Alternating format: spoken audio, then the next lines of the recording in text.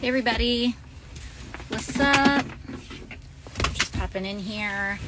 I wanted to follow up very briefly on what happened on the House floor today. That's my job. Hey everybody, what's up? Hey everybody. So I wanted to follow up briefly on what happened on the House floor today and to drive home some of the points of what I could not say. Now, this is not to say that I was censored or anything like that, but here's what's going on. If you haven't seen the news or you just haven't seen today, I spoke on the House floor with respect to Representative Gosar, who posted a video of where he depicted an animation of trying to kill me about a week ago. And because the Republican Party cannot bring themselves to say that depicting yourself killing a colleague is wrong and inappropriate, we had to bring a censure vote today in which two Republican members out of hundreds had the actual wherewithal to say threatening violence and inciting violence against one's colleague is wrong. So anyways, delivered the speech.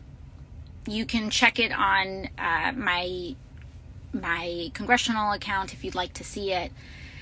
But I wanted to dig in a little bit deeper than what I really had the opportunity to discuss on the floor today. Because I was thinking a lot about what I could possibly fit in. First of all, I could only speak for 5 minutes, and I think I accomplished what I needed to accomplish in that time. But there's a lot more underlying this issue that we should discuss. Secondly, there are certain rules surrounding debate on the House floor that mean that you're not allowed to say certain things. For example, it's kind of an open question / generally unable to call someone racist on the House floor, even if that person has fundraised for white supremacist organizations, as Representative Gosar has done, and keynoted and really engaged in open conversation and encouragement of white nationalism, white nationalist organizations. Racism or racist is seen as expressly an insult, no matter how much evidence or embracing of racism there is. And so it is kind of marked and can be challenged as engaging in personalities on the House floor, aka insulting somebody. So there's a lot to a racist and a white nationalist targeting a young woman of color for a depiction of violence that you're really not allowed to discuss, or you kind of have to beat around the bush on nationally. But I was really thinking a lot about this because, as I was able to mention in my floor remarks, is that there's a lot of this that has to do with nihilism. What is nihilism?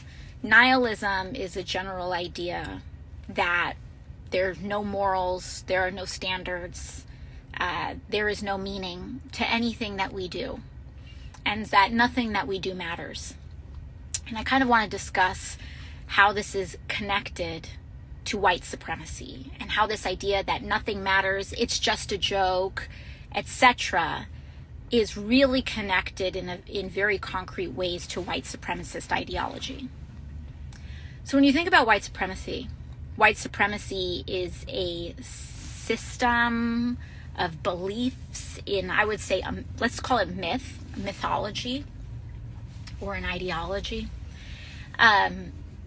of essentially a person being born of superior value, intellect, etc., because they were born white. But there's also other forms of supremacy. You know, you have patriarchy, which is that you are superior because you're a man, or, you know, whatever that may be. Any form of supremacy. But Gosar's specialty is white supremacy with a minor in patriarchy. And the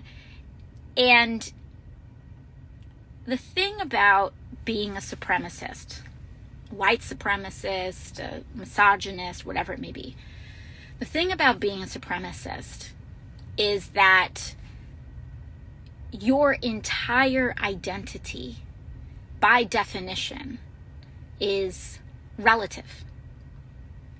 Is that your entire sense of self-worth is based on who you think you are better than. Whether it's classism or racism or, you know, misogyny, whatever that may be. Your whole identity and sense of self-worth is based on who you are better than. And so the opposite of a misogynist, you know, this is not about being someone who is not a man, right? But it's a question of,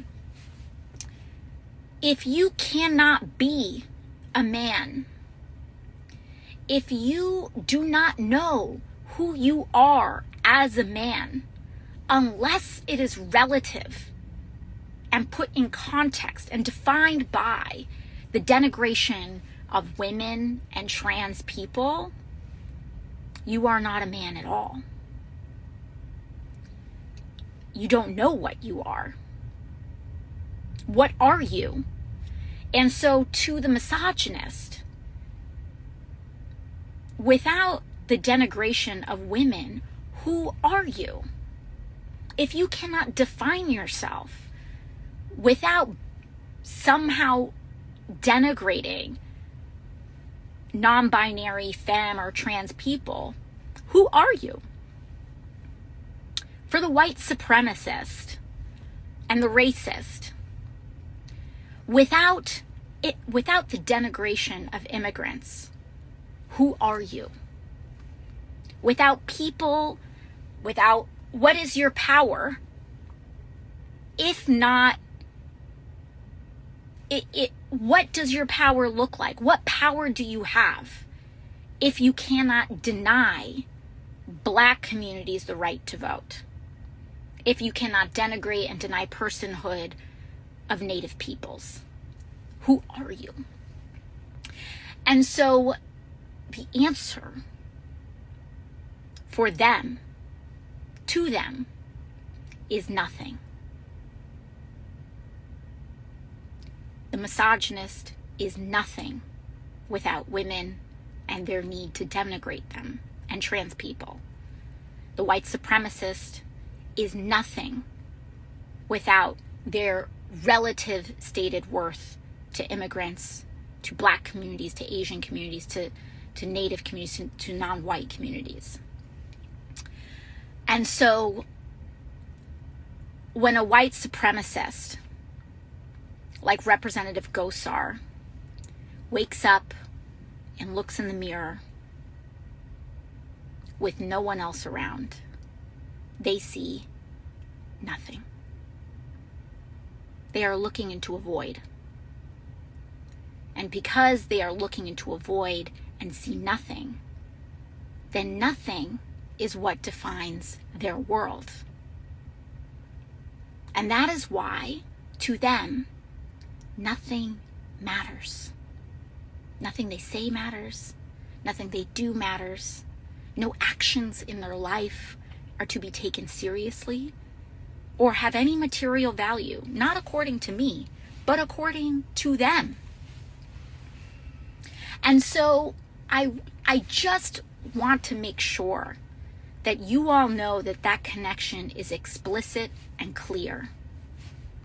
That this idea that nothing matters and that nothing has material consequence and that we should not take anything seriously at all is a notion born of the fact that connectedness does not exist, that people do not matter, and that there is no sense of self or identity unless you have someone to subjugate. And in that respect, I actually have compassion and deeply pity people like that.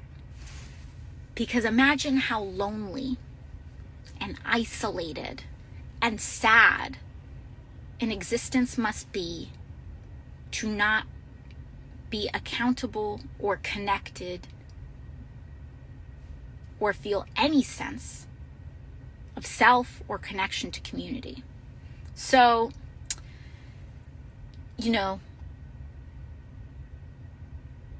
it's just a note that I wanted to speak to you all with. And additionally, when you have these jokers around saying that nothing they say or do matters, it's because none of them have had to ride in an armored 20,000-pound truck and need 5 people to go to the grocery store, because so many people are now trying to kill them because of something someone else said publicly as a joke. Not that this will change any hearts or minds of folks that are already deeply invested in this ideology, because their entire sense of identity and self-worth is so staked so deeply in this idea, in this myth of birthright of superiority. But I think it opens for those of us who are not white supremacists or, misogynists. I think it opens the question to us of, I think it paves a way of how we dismantle hate. And it has to be through connectedness and connection. And actually, just giving a shit about other people. And it's sad that this virus of not giving a shit about other people in this country or in this world is, spread to this point of nihilism. But it doesn't just cause the folks that you are targeting to suffer. Because the great irony with ideologies of supremacy is that in their desire to subjugate other people, to subjugate queer people, subjugate anyone who's not white, subjugate the working class, the poor, etc., they actually need others the most. Because in order for a white supremacist to have any sort of value or identity, they need something or someone to be supreme to. And so the great irony of white supremacy is that they actually need immigrants more than immigrants need them in order to have any sort of sense of self-worth or identity or grounding. So, just wanted to leave you all with that, because that's what couldn't say on the House floor.